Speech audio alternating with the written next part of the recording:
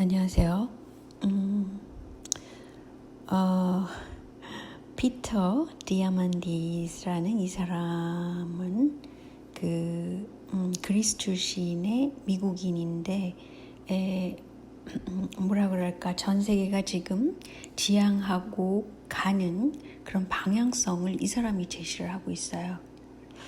그래서 2050대의 세계, 그래가지고 전 세계의 정부 그 탑에 있는 사람들과 같이 이렇게 강연도 하고 그런 사람인데, 이렇게 얘기하는 것을 보면은 지금 기술적으로 어떻게 진행되고 가고 있는지를 이 사람이 말을 많이 하고 있죠. 그래서 AI도 얘기하고 로보틱도 얘기하고 바이오 중에서도 신테틱 바이오, 또 디지털 문화, 또 3D 프린팅 이런 것들 있잖아요. 그런 것들의 기술적인 것의 중요성에 대해서 자꾸 얘기를 하고, 또 크라우드 펀딩을 한다든지 이런 것도 많이 얘기를 하고 있어요. 그래서 이 사람이 현재 전 세계가 어떻게 진행되고 있는지를 이 사람이 상당히 많이 얘기를 하고 있고, 그리고 가장 진보적인 잡지라고 그러는 이코노미스트죠, 사실은. 그 잡지에 많이 이 사람 말한 것이 나오고 그럽니다. 근데 이제 제가 외신을 보다가 이 팬데믹, 전염병, 코로나, 한국은 코로나죠. 코로나 바이러스는 사라지지 않을 것이다 라고 WHO에서 얘기를 했어요. 그러니까 이게 계속적으로 코로나 바이러스가 계속 된단 말이죠. 그러면서 동시에 무슨 일이 벌어지냐면, 지금 중국 정부는 물론이고, 왜냐하면 안면인식하고 러시아 같이 통제사회는 아주 쉽게 안면인식이라든지 계좌에서 돈을 빼나가는 방식까지도 다 지금 AI랑 안면인식으로 주민감시까지 할 수 있다는 것이죠. 그러니까 기술을 도입해가지고 장점도 있고 단점도 있고 동시에 지금 진행되고 있고, 그리고 프라이버시를 중시해온 서방 국가에서도 지금 코로나 추적 앱이라는 앱을 이용해가지고 한국처럼 GPS랑 같이 이렇게 해서 사용자 위치 정보 해서 중앙 서버에 지금 저장돼서 어떻게 하고, 이런 개인을 감시하는 그런 시스템이 되고 있습니다. 그런데 이런 것들이 그렇기 때문에 코로나가 사람이 만들어낸 그런 바이러스라고 말할 수 있고, 그것은 빌 게이츠가 이미 이번 코로나가 발발하기 이전에 이미 얘기를 했잖아요. 이런 바이러스가 나올 것이다. 그러니까 신기하게도 사람들이 지금 어떻게 이 사회가 진행되고 있다는 것을 사느라고 바빠가지고 그것까지는 신경을 못 쓰죠. 근데 가령 디지털 아이디가 한국에서도 지금 추진되고 있다고 그러는데, 삼성 스마트폰에도 이게 되고 있다고 그래요. 그래서 현재 주민등록증과 교육, 건강 있죠? 건강이 그렇게 디지털 신원증으로 가지고 있어야 되고, 의료 기록이 거기 들어있다는 거죠. 이것은 물론 원격 의료도 관여되고 있다, 이제 차차 그렇게 될 거라는 걸 암시하는 거기도 하고요. 그런데 최근에 주민등록증을 새롭게 바꿨어요. 한국 정부에서. 며칠밖에 안 됐습니다. 그런 게. 그리고 주소를 거기 자기가 태어난 지역이 명시되지 않도록 이렇게 돼 있어요. 그래서 제가 볼 때는 이게 이제 다음 대선에 또 조선족을 이용하겠다, 이런 것 같다고 제가 생각하고 있습니다. 그런데 4차 산업혁명의 중요한 동참자로 빌 게이츠는 중국을 들고 있어요. 2016년도에. 그리고 그 이코노미스트는 중국을 상당히 성공 가능한 그런 사회로 자꾸 얘기를 하고 있는데, 그것은 뭐 기술혁명으로 보자면 도입이 쉬우니까 그렇게 될 수 있죠. 그리고 곁다리로 지금 미국에서 이렇게 코로나 때문에 고생을 더 많이 하고 죽는 사람도 더 많고, 뭐 심지어는 독감으로 죽어가는 사람도 코로나로 죽어간다, 이렇게 막 올려서 인원수를 높이고 뭐 그랬다고 그러죠. 그런데 그런 것들이 중국은 잘하는데 미국은 이렇게 못한다, 이런 걸 강조를 해가지고 이 미국 민주당 쪽 그 큰손들, 월가들, 뭐 이런 사람들은 트럼프가 재선이 되는 것을 빌 게이츠도 함께 방해하는 것이 아닌가라고 많은 사람들이 또 그렇게 생각을 하고 있어요. 그런데 개인들한테 이렇게 칩을 집어넣어가지고 일을 하려면 이 칩을 집어넣어야 된다. 당신이 기본소득을 받으려면 이게 있어야 된다라든지 이렇게 옥죄이고 있다는 거죠. 그리고 특히 이제 의료적인 혜택을 받으려면 이게 있어야 된다. 이제 앞으로 점점 이렇게 되는 사회가 될 거라는데 문제가 있는데, 한국의 경우로 이제 들어가 보면은요, 한국은 스마트 시티를 굉장히 추진을 하고 있고, 그것은 가장 잘 돼 있는 스마트 시티가 세종시라고 그러죠. 공교롭게도 이해찬 씨, 그 부엉이 대장이 있는 그런 도시가 스마트 시티로 하나의 좋은 예로 만들어져 있고 이미. 그리고 여시제는 특별히 그 이사장 이분을 비롯하여 그 스마트 시티, 새로운 문명이다, 이런 걸 굉장히 강조를 하고 있습니다. 그리고 4차 산업은 안철수도 그래요. 그리고 안철수도 빌 게이츠를 만난 적도 있죠. 이렇게 특히 구글의 에릭 슈미트도 만난 적이 있고 그렇죠. 그렇다는 것은 이렇게 전체적인 사회가 그쪽으로 가는 방향으로 안철수는 4차 산업혁명을 지지하고 있는 거죠. 뭐 빌 게이츠랑 같다는 거죠.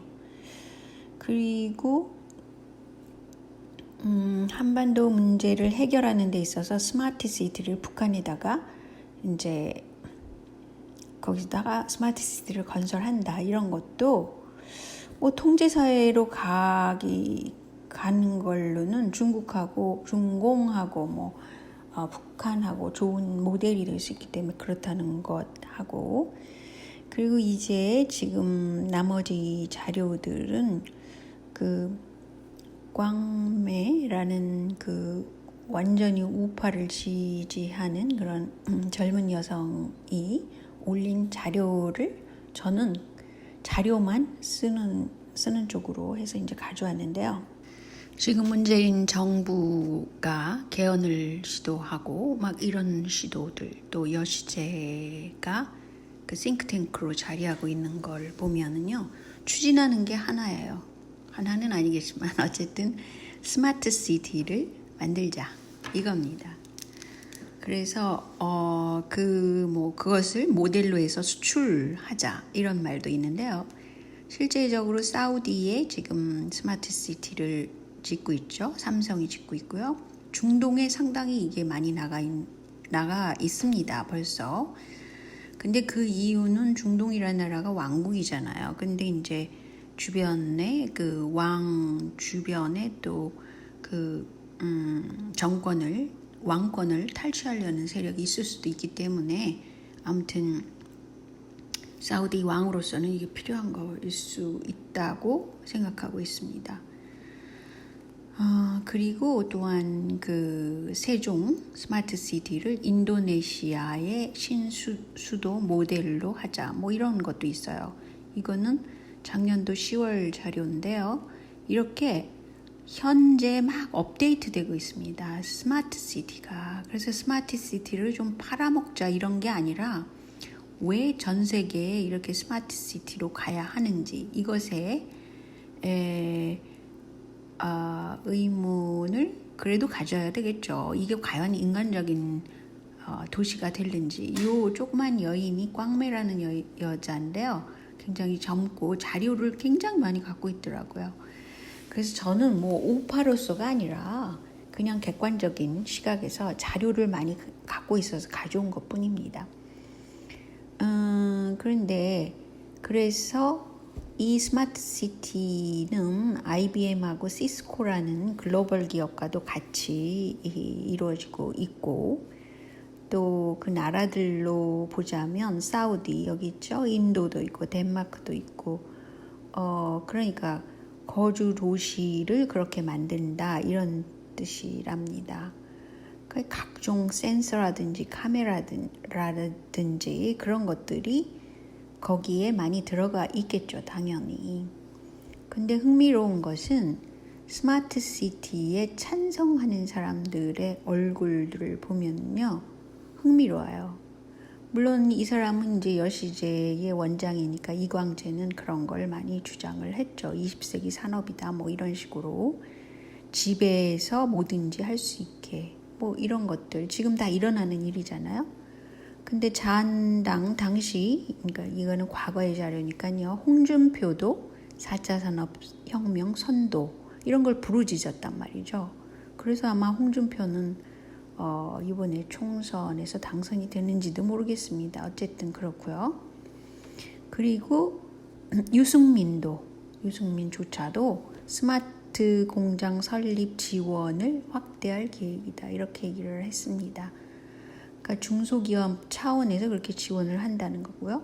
정의당의 심상정조차도 심상정의 스탠스야 말 않고 상당히 세력이더라고요. 인공지능과 4차 산업혁명에 대응하기 위하여 뭐 이렇게 얘기를 하고 AI 전문 인력 양성 뭐 기타 등등.